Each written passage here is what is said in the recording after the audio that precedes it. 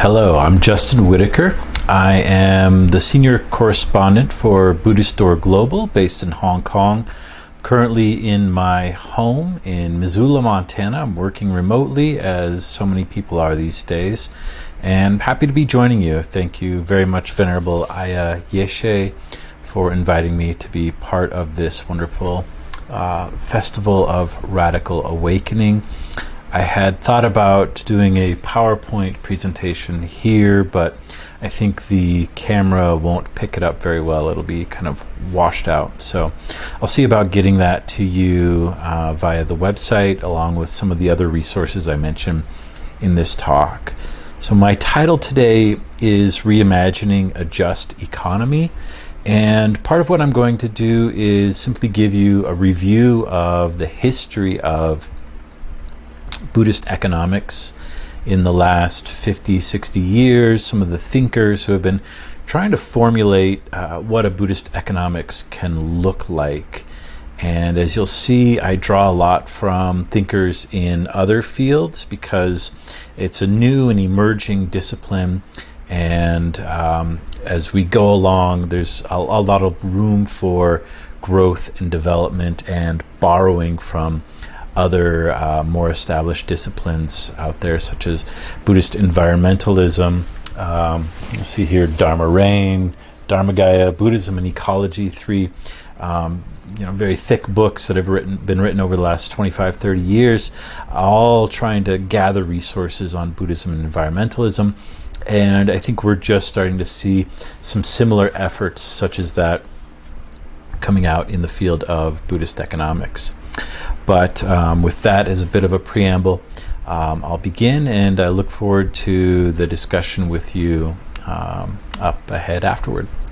So it's a difficult time in Buddhist history or in human history to be optimistic or even realistic about the place we're at now. In the face of so many dire truths in our world today, the easiest stance is surely that of the pessimist.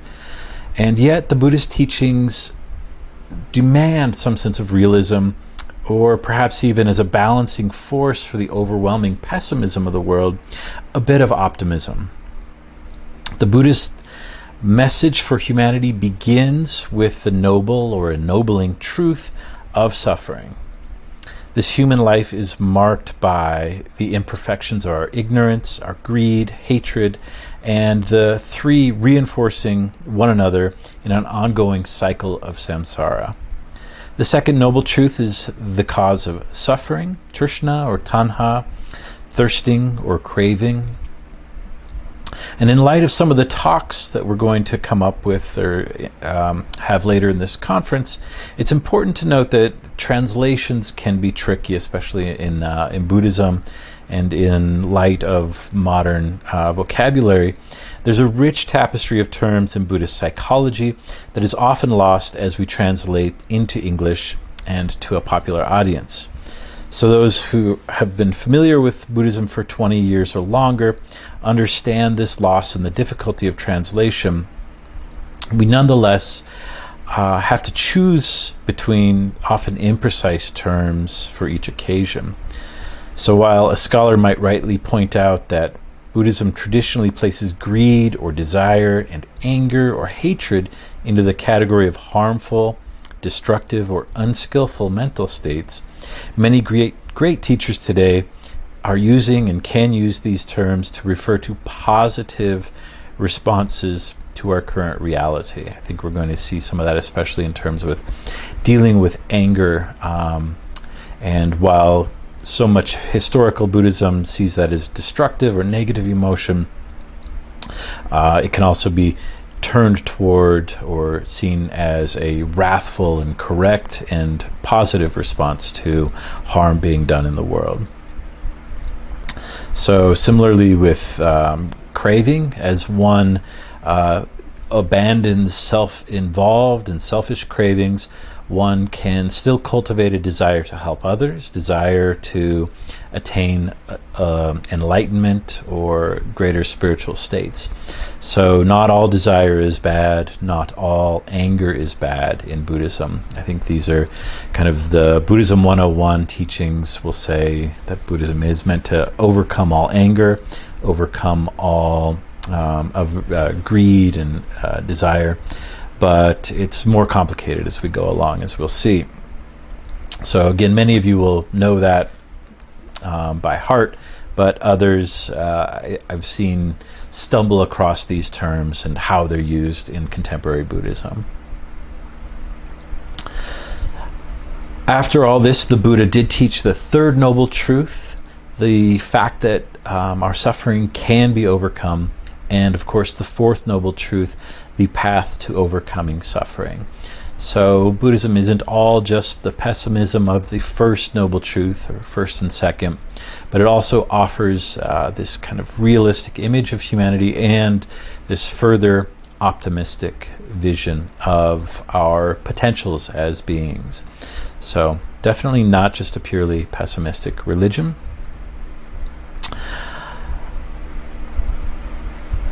So today, like I said, I'm going to draw together some of the history of Buddhist economics. I'm going to talk specifically about 7 thinkers, and you'll see the first one I go into far more depth than the others. It's just a limitation of time.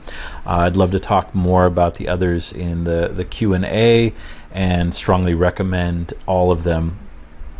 The first of these is E.F. Schumacher, well known for writing the book in 1973, Small is Beautiful, a study of economics as if people mattered.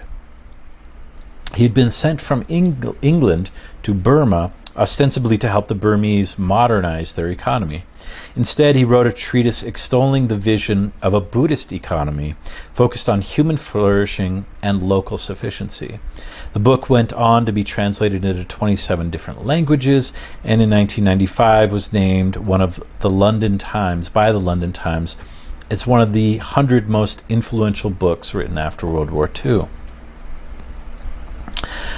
After Schumacher, there's not necessarily a pause, but not a great deal of literature being written.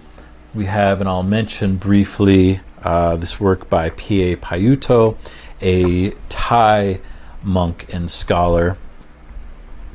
But we can kind of jump forward about 25 years to 1997.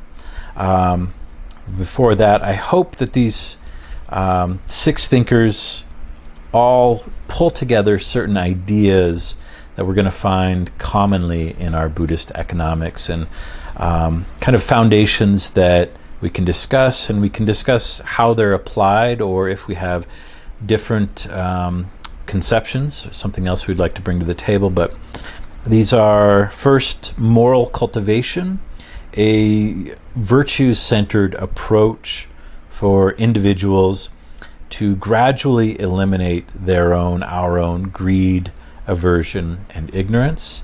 So Buddhist economics starts with moral cultivation, something very different from other economic systems. 2, a common thread is generally a move toward simplicity and sustainability, sometimes expressed as minimalism, but also kind of self-sufficiency, going local, trying to minimize one's footprint on the planet as a result of recognizing the kind of hamster wheel of our greed and our consumption. And thirdly, the principle of interconnectedness as a bridge from our individual moral work toward changing the world around us. So Buddhism is sometimes criticized as being overly individualistic, especially caricatures often of Theravada Buddhism as focusing on one's own enlightenment. But Theravada Buddhism, and certainly in Mahayana Buddhism, the virtues cultivated by one are very often outward and relational in nature. So those are the three things I hope to see throughout Buddhist economics, and again, would love to discuss more with you: moral cultivation, simplicity, sustainability, and the principle of interconnectedness as kind of a bridge between self and other. So the first scholar I want to bring up to you is Rita Gross, who many of you will know as perhaps the greatest scholar of Buddhist feminism in the 20th century and into the 21st. She was also very active in the field of Buddhist-Christian dialogue. But for me, one essay she wrote in 1997 on the topic of Buddhist environmentalism is what puts her on my list of thinkers in Buddhist economics. In that essay, Toward a Buddhist Environmental Ethic, Gross begins with the twin problems of consumption and overpopulation.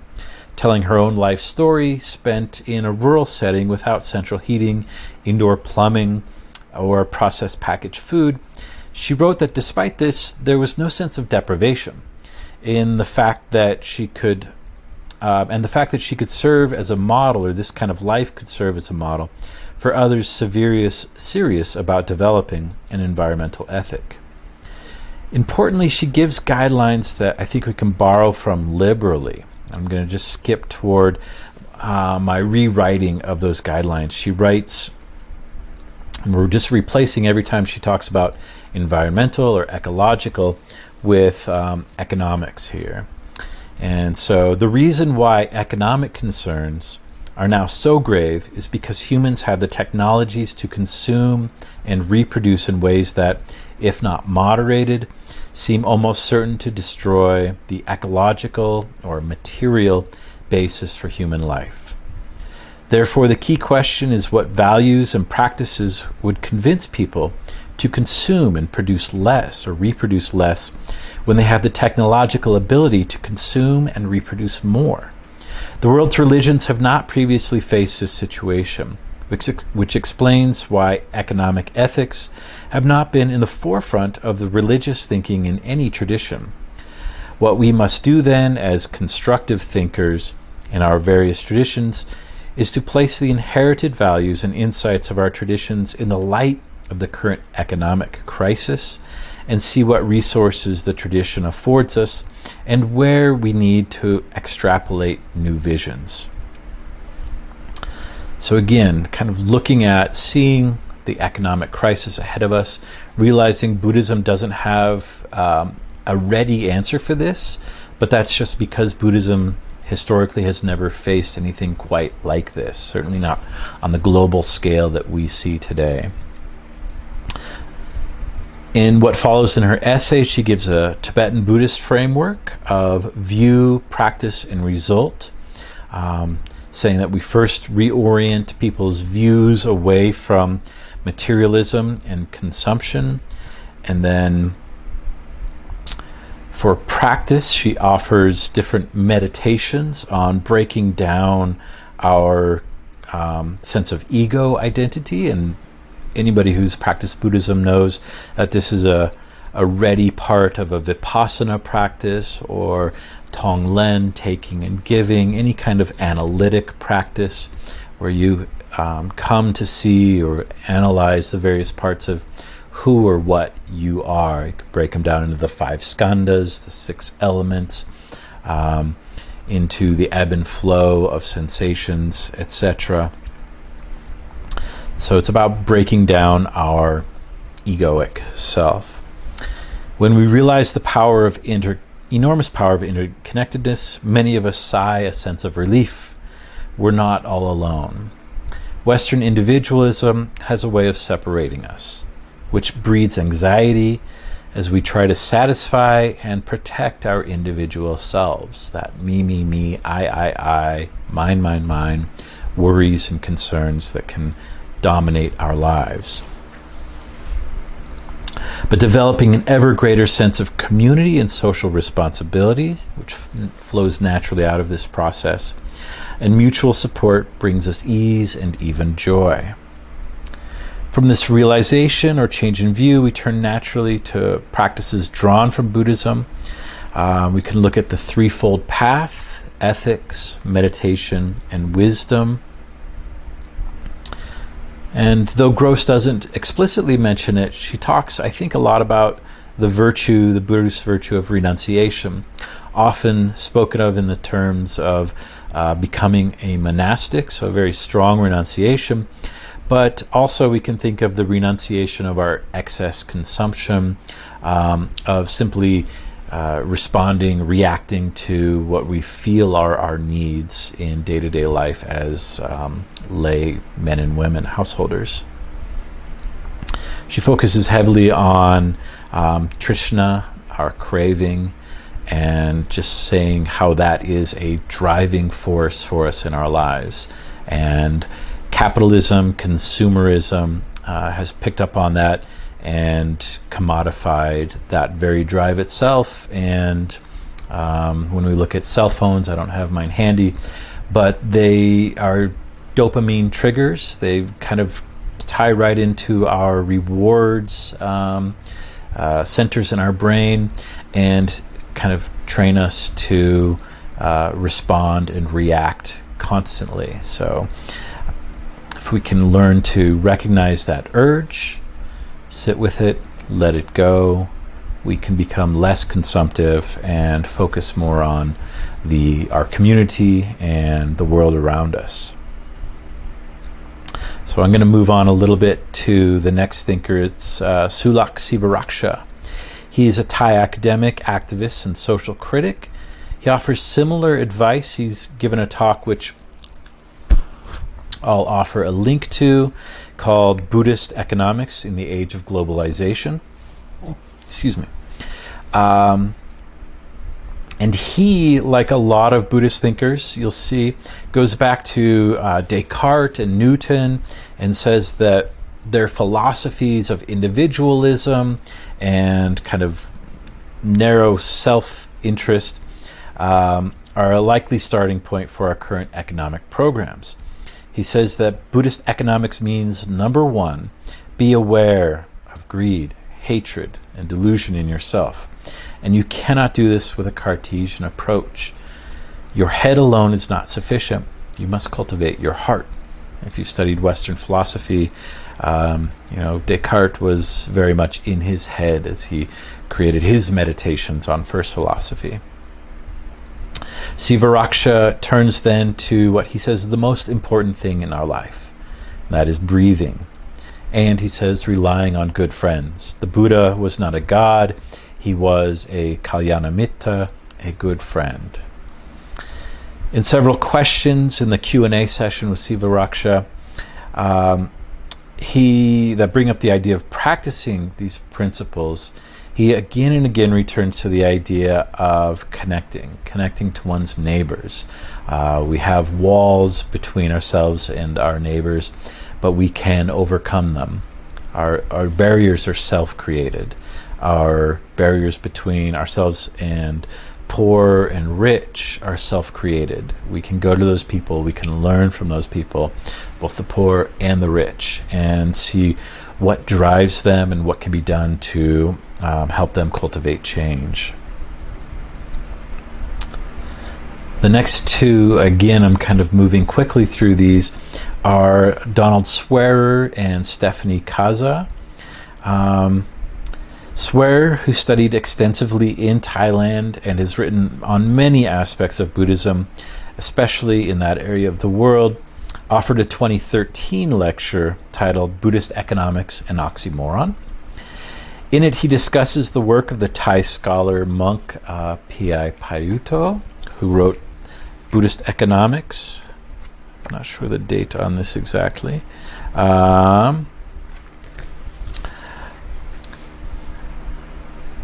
1994. And he also talks about some case studies in Thailand, a traditionally Buddhist country,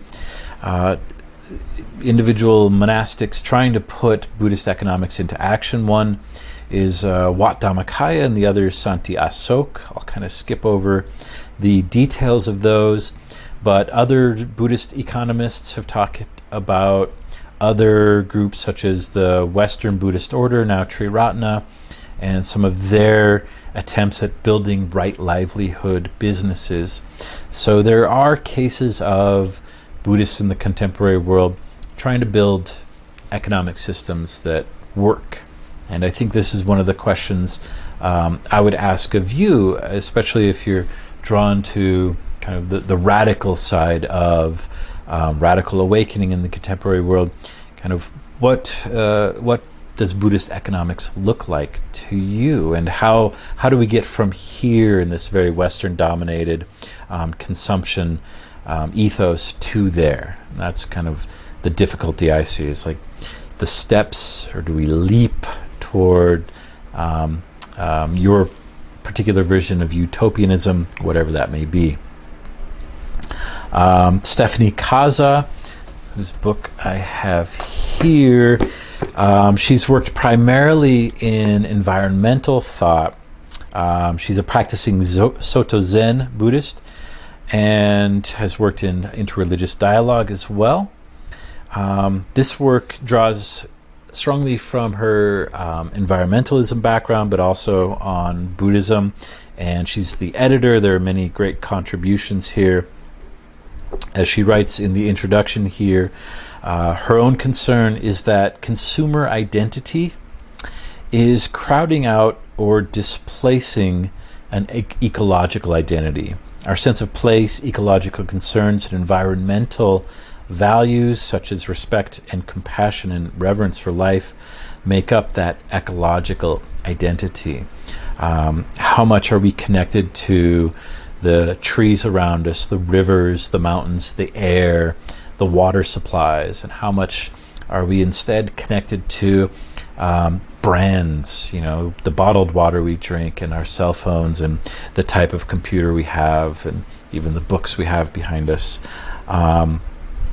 We have to realize that the more we are connected to material consumer items, the less we have of our own time and energy to devote to a sense of place and a sense of ecological connectedness. She says, noting David Loy, who writes in the book and is a well-known Buddhist thinker on economics, environmental thought, and more, that the drive to consume has displaced the psychic space once filled by religion, family, and community. And I would urge you to contemplate how much that is the case in your own life. I recognized in reading this and thinking about it that, yes, a lot of my own thought in recent months, weeks, years has been about, what do I need in terms of items and just stuff to make myself feel comfortable, rather than, what kind of activities can I have amongst community, friends, family, etc., in nature that will, in a different way, much deeper, more lasting, and sustainable way, make me feel comfortable. So the last two thinkers I want to call your attention to are Claire Brown, who's written this more recent book on Buddhist economics, as well as Ernest C.H. Ng. He has written a book that is just out in 2020. I don't know the full title offhand. I'll make sure it's available to you. But it's also on Buddhist economics and a real tour de force of the history of Western economics and how Buddhism can respond, and as is Claire's wonderful book as well. But both of them are working today to really establish this field of Buddhist economics. Brown, a professor of economics herself at UC Berkeley, and Ng is an assistant professor at the Center for Buddhist Studies at the University of Hong Kong. He's also the CEO of a Buddhist NGO in Hong Kong. Both have been active in the European Spirituality in Economics and Society Institute, and they were major speakers at a conference at the University of Hong Kong in 2019, where I met both of them. Again, I have to skim over or almost kind of forego talking about the particulars of their work, only to say they cover a lot of the similar ground in looking at mindsets, looking at Buddhist practices that can turn us away from consumption and greed particularly, and also tying in aspects of environmental ethics and a sense of stewardship and connection with nature as a replacement for our connection with consumer goods, which is really the dominant paradigm of our world today. So in terms of conclusion, and hopefully moving on to open up the discussion with you, at the outset I said I hope some key themes would have emerged. The work being done in the field so far is very diverse and formative, and the path is by no means clear. I feel like we're at a place of crisis in many ways in human history, and do we rush forth as Buddhist thinkers and really get out there, or is there a time for kind of slow and steady development? Do we need big, quick, strong, radical change, or do we need very small, pointed alterations, small changes that over time will give great results? What has been clear since the 1960s and 1970s is that the dominant Western paradigm of growth and consumption cannot be sustained. Many Buddhists and scholars saw this and turned toward rethinking the ways that we connect to the environment, and thus environmental philosophy and green Buddhism began to flourish. Again, some of these great books. And at the same time, these movements had and continue to have economic impacts in their practice and in their ways of thinking, which is again why I think we can draw from Buddhist environmental thought, Buddhist ethics thought, as we think about Buddhist economics. I think the language, the problems translate into one another very well. E.F. Schumacher saw this with an uncanny clarity. But it has taken more time for this emerging world of Buddhist economics to be realized. Today, the unifying message of Buddhist economics is that we must first address our own mental defilements. As long as we are stuck on the hamster wheel of desire, consume, and so on, we cannot meaningfully contribute to a broader societal good. As we do this, our generosity can act as both a tool for growth, giving as a way to connect with those in need, and as a result of that growth, having seen our interconnectedness, it only makes sense to reach out and help where and when we see suffering. The challenge to a Buddhist economics, or the challenges to a Buddhist economics, are many. Chief among them is simply the momentum of the contemporary paradigm and its amazing ability to co-opt anything that works against it. I often think of the Che Guevara t-shirt being sold at Walmart, all of the commodification of Buddhism, and wonder how can Buddhism flourish as a meaningful counter, perhaps even as a threat to the contemporary paradigm. And maybe it's very important for the development of Buddhist economics not to be seen as a threat, but as something helping, as part of the slow changing of humanity. On the other hand, maybe we don't have time for a slow changing of humanity. Human desires and ignorance, let alone hatred, are enormous. And as I said at the outset, it's easy to be pessimistic as one surveys humanity today. So I want to thank you for taking the time to watch this, and I very much look forward to having this discussion with you about these points and seeing what ideas come about.